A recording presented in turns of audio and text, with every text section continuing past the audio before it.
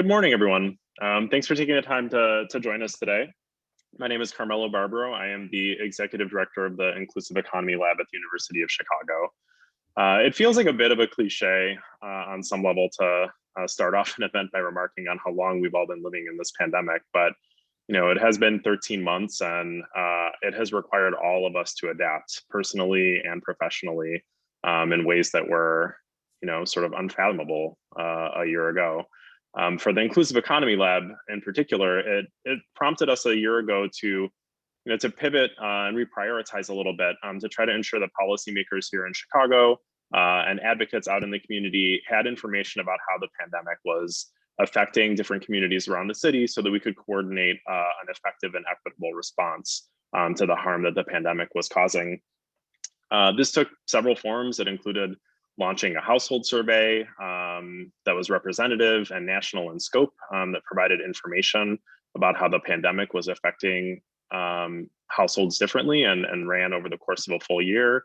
We've also been working since last spring with the City Department of Housing, the city's Department of Family and Support Services, the Resurrection Project, to understand how cash assistance and emergency rental assistance provided to Chicagoans in need has affected them and helped them, and to help to better coordinate a response to the housing insecurity that so many Chicagoans have experienced over the last year. Additionally, 2020 also required all of us to take a more active stance in combating racism in our society. And for the Inclusive Economy Lab, that meant taking a look at how we do the work that we do, but also how we talk about the work that we do. And so in January of this year, after much discussion, we adopted the name Inclusive Economy Lab because we feel it better reflects our mission, which is to conduct research that expands economic opportunity for communities that have been harmed by discrimination, disinvestment, and segregation, but also because we feel that it better reflects our values. And so as part of this change, we also decided to launch this series, which we're calling Inclusive Economy Talks. This will be a bi-monthly series in which we have a conversation with a community resident, elected official, researcher, policymaker, around the question of what an inclusive economy for Chicago would look like and what it's going to take for all of us to get there. So I'm really grateful to you all for joining us for this inaugural Inclusive Economy Talk. And I'm really excited to kick it off through a conversation with Ameya Pawar. Ameya formerly served as alderman of Chicago's 47th Ward from 2011 to 2019. During that period, he spearheaded nearly all of the labor policy and worker rights legislation that was passed in Chicago. During this time period, he also chaired the Chicago Resilient Families Task Force, which offered a number of recommendations for local and state policy around economic inclusion. And this included the recommendation that the city launch a city-run guaranteed income pilot. He's currently working on narrative change efforts and is focused on guaranteed income and public options, including public banks. He's a senior fellow at the Economic Security Project, a leadership in government fellow at the Open Society Foundation, and also a special advisor to the Inclusive Economy Lab. So with that, I'd like to welcome Ameya. Hey, Carmelo.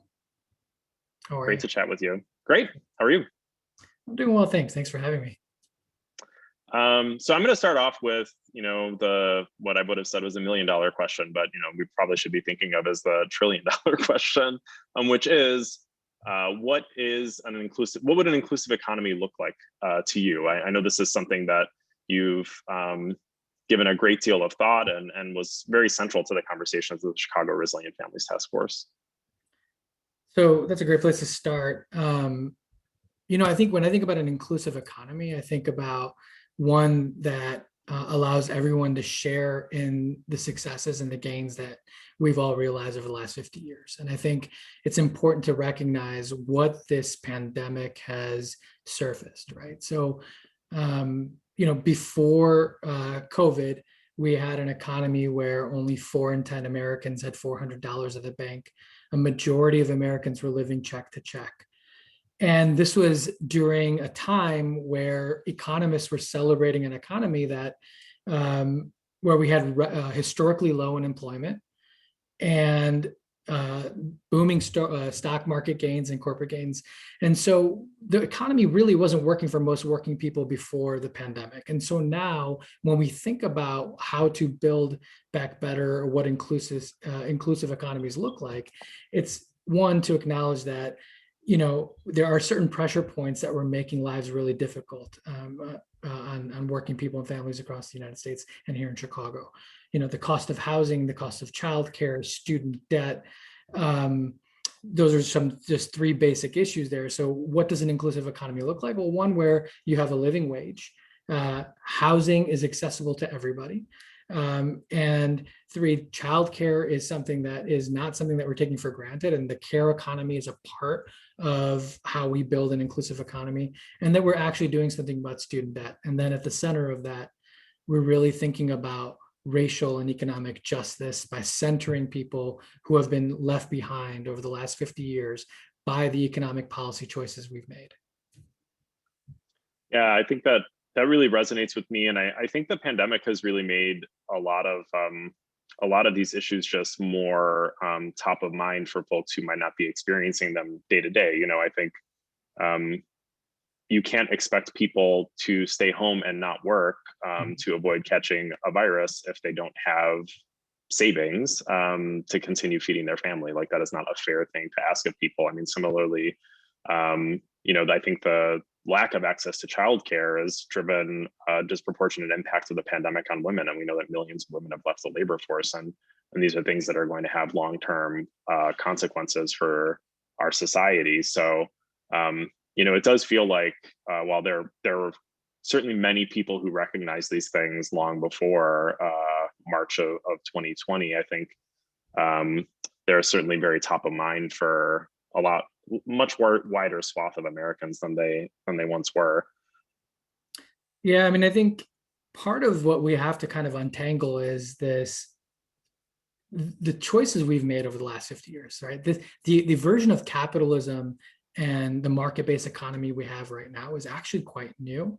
The way we think about deregulation and a lack of investment in jobs, government investment in jobs to control inflation, supply side, privatization, tax cuts for the wealthy, austerity. These sort of trends are really like 50 years old. And so they're part of the orthodoxy today, but we didn't always think about public institutions and our economy from that lens. Prior to that, from the New Deal onward, where we actually had a real compression where people were getting ahead, after the war, after World War II, you had a different mindset with economic policy. So my point in saying all this is that where we are today is the result of policy choices that have put public institutions as sort of passive bystanders to the market. And I just think there's a better way to do this. And I think some of that is, should we have public options for housing and childcare? To fill in the gaps for the market? Should we have public options for banking so that vast swaths of America that are currently unbanked and underbanked don't get left behind? Should we be adding cash to the social safety net? Should we be exploring sort of more transformational policies like baby bonds to address the racial wealth gap head on? So all to say, I think we have to really fundamentally rethink how we view markets and public institutions as we build back better.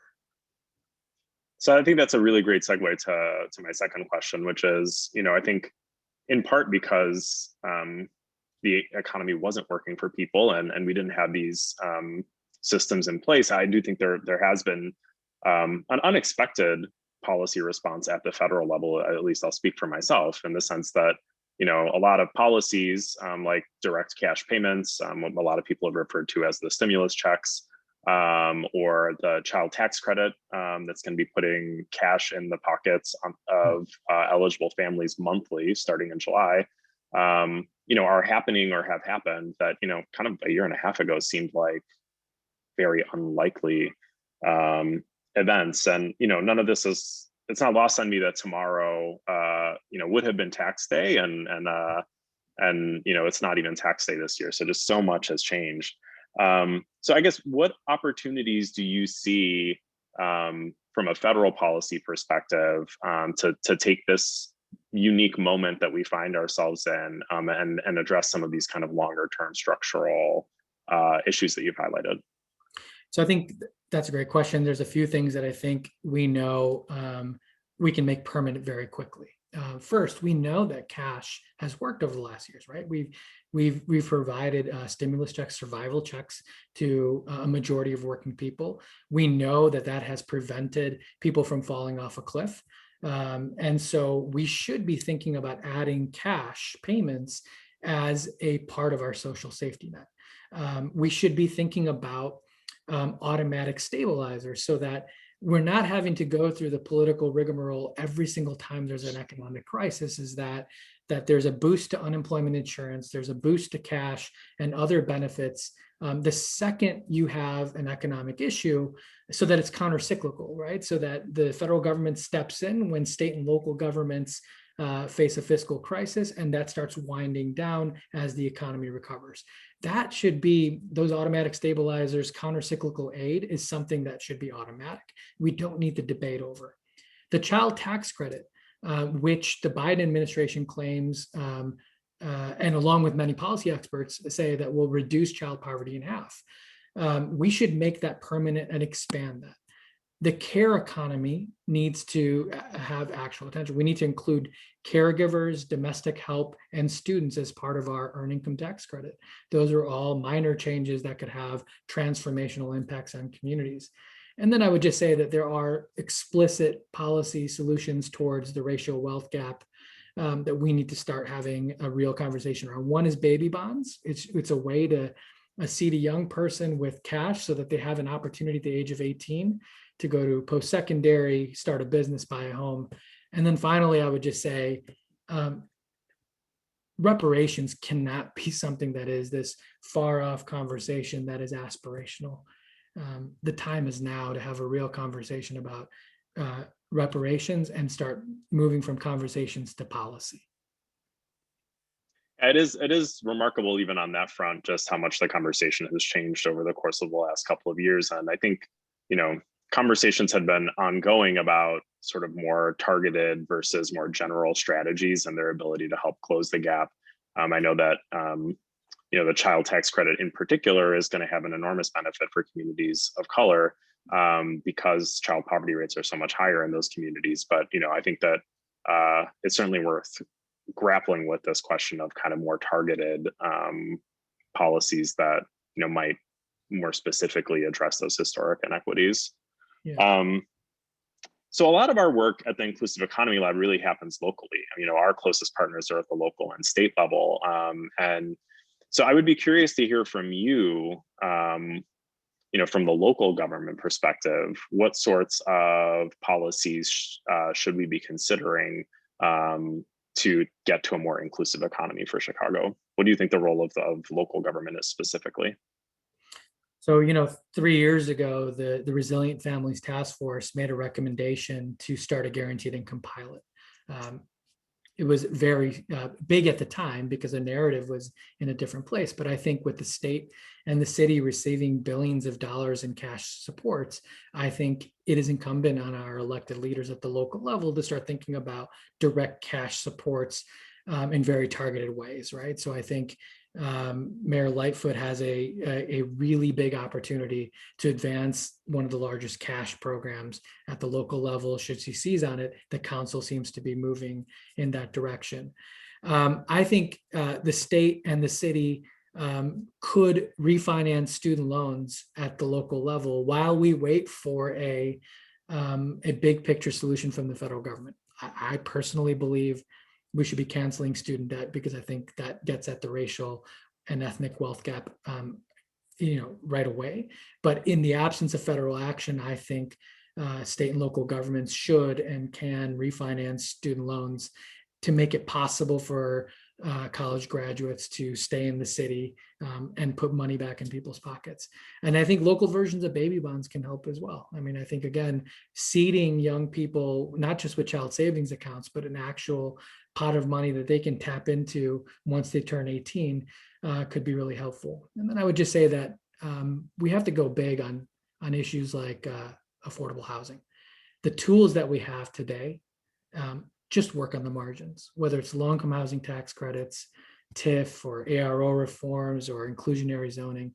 If government believes it is important to have affordable housing, it's important to have childcare options, then we should establish local public options to do that. And there are models from across the world that can be implemented easily here in Chicago and at the state level. It's just a matter of being creative and finding the financing mechanism to do that. So I have a couple of follow-up questions. So first on the city pilot, which is, as you noted, something that seemed a little, it was a very bold recommendation at the time of the task force that suddenly, we're actively discussing it and other cities are doing it.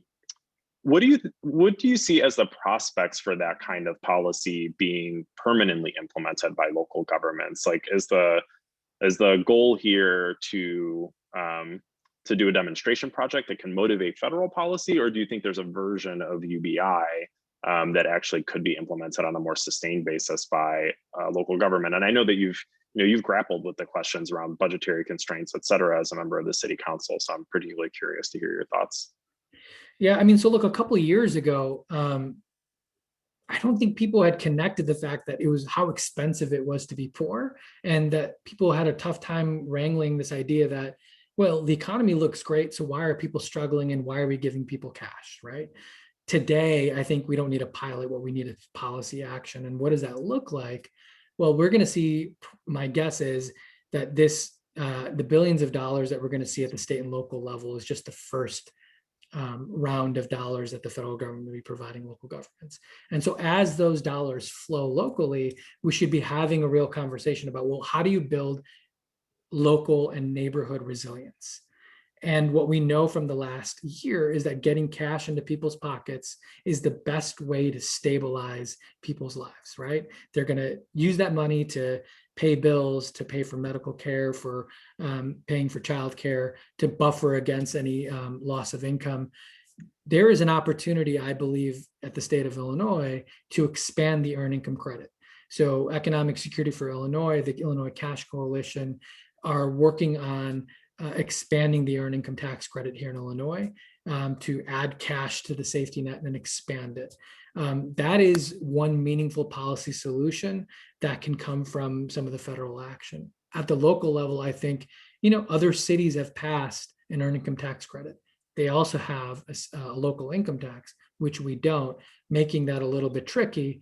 Having said that, there are other ways to think about getting cash back to people, whether it's through a financial transactions tax, whether it is using current stimulus funds to do that, and then being creative going forward.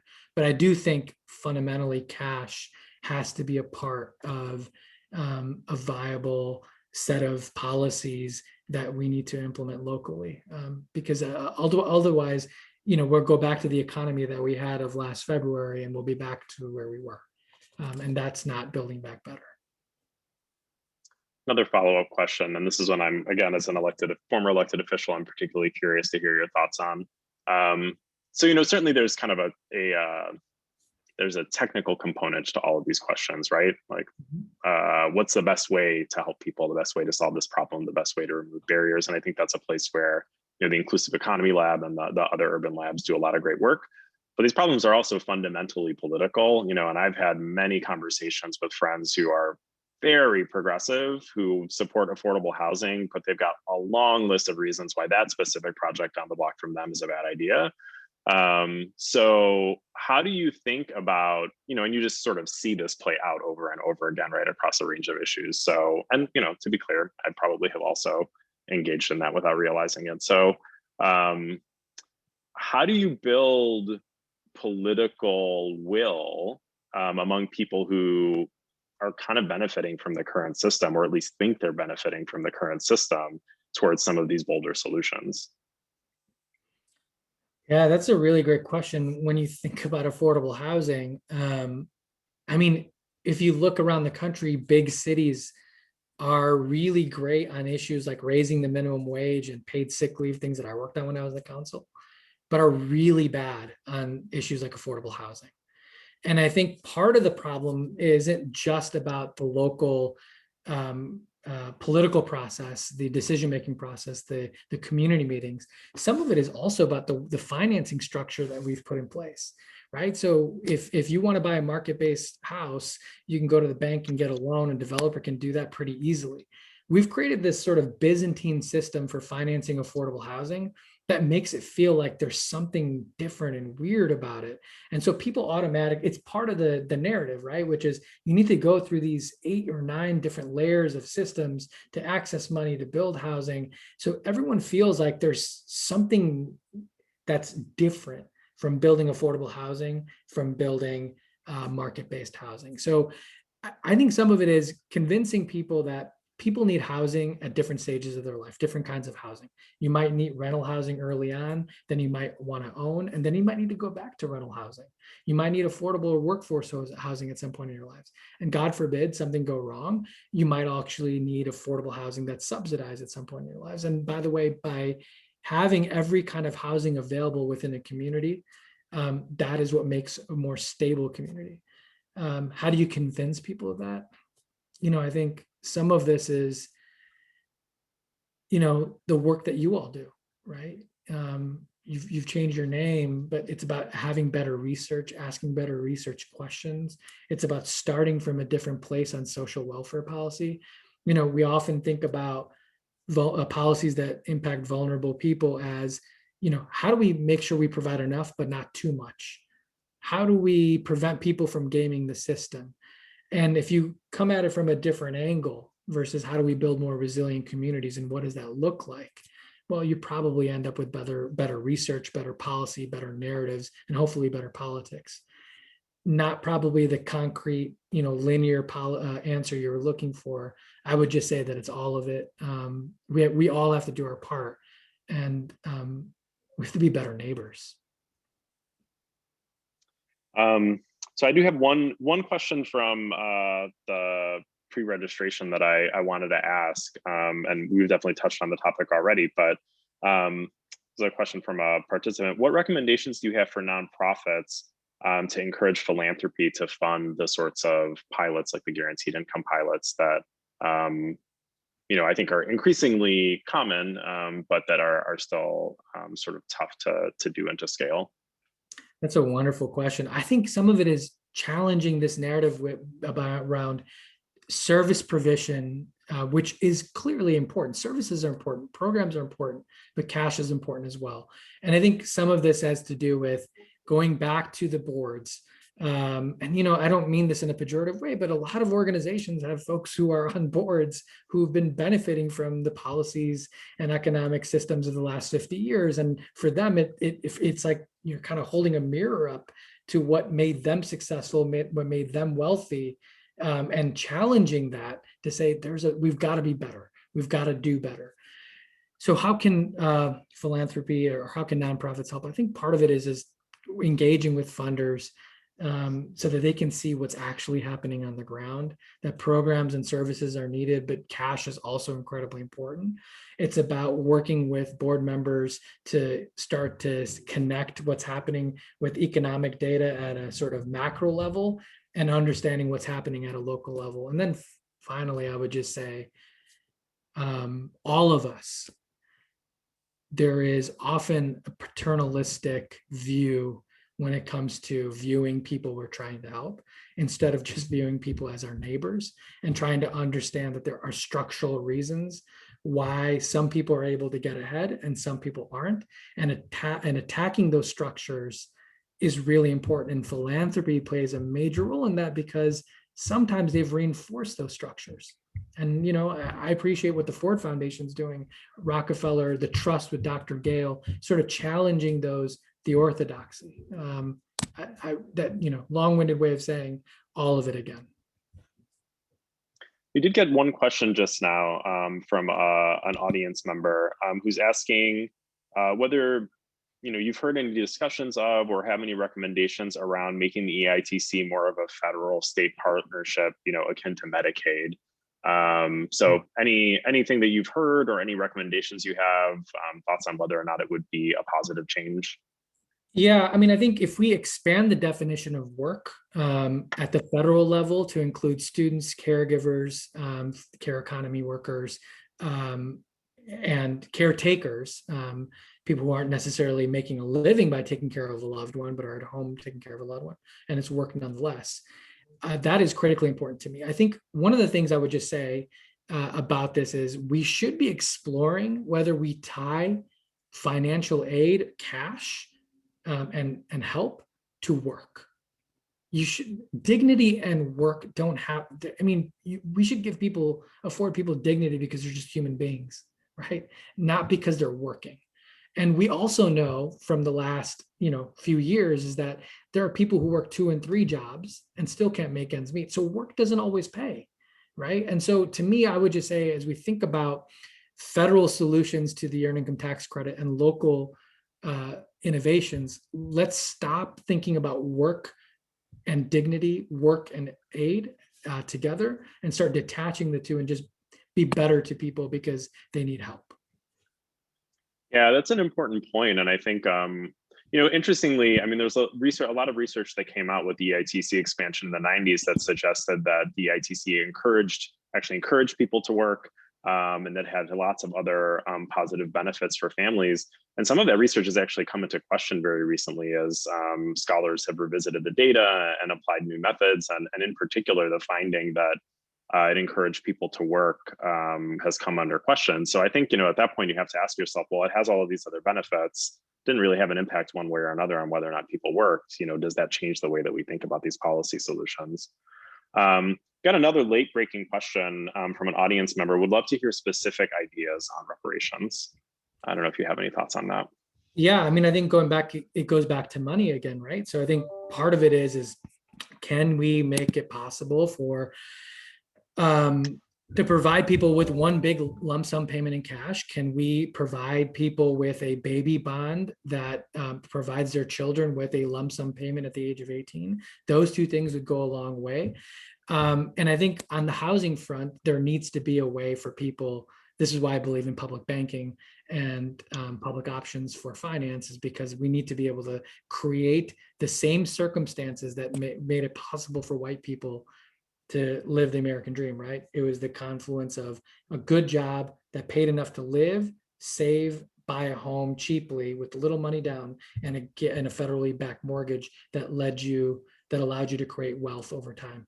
Those are the same, that's the same equation that would work today. It's a good job, benefits, but then to play catch up on that for the money that was lost over the last 3-4 generations and beyond, it really comes down to one massive payment along with baby bonds. That would be my recommendation. Cash is king. Cash works. We know it works. And that's where I would start. Well, Ameya, we are, I think, actually past time, which is a sign to me that we needed a lot more than 30 minutes for this discussion. But I just wanted to thank you. This has been fantastic. And I've learned a lot in this discussion already, and I hope our audience members have as well. I do hope that everyone in the audience will, if you enjoyed this event, let your friends know about it. There will be another in a couple of months and an announcement going out. The recording will be made available online as well, in case you'd like to share the link. And I just also wanted to share that we'll be hosting an event on April 28th in conjunction with WTTW and with the Crown School at the University of Chicago to discuss specifically college and social mobility as part of the Firsthand Living in Poverty docuseries that WTTW launched earlier this year. So Ameya, thank you again. This was fantastic, and I really appreciate your time. Thanks everyone for joining. Thank you for having me.